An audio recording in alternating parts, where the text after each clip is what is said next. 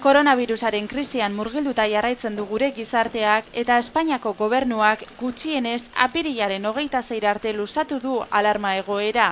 Busturialdean egungo datuen arabera, zenbatutako 150 kasu positibo daude.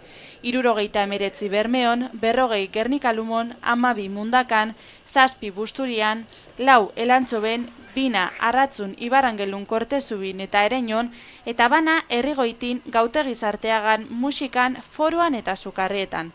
Atzo goizer arteko datuen arabera, Euskadin 8.810 pertsonak eman dute positibo eta horietatik 1.756 ospitalean daude. Hildakoak 558 dira. Egoera gogorra den arren, datu baikorrak ere izan dira azken egunetan.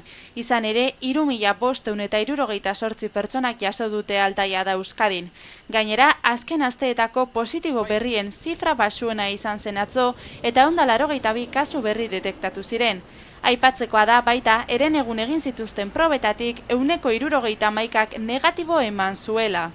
Koronavirusa prebenitzeko neurrien artean gogoratu oso garrantzitsua dela etxean geratzea, beste pertsonekiko distantzia mantentzea, eskuak sarri eta ondo garbitzea, estula egitean besaurrea jartzea eta sintomaren bat izatekotan osasun arloarekin harremanetan jartzea.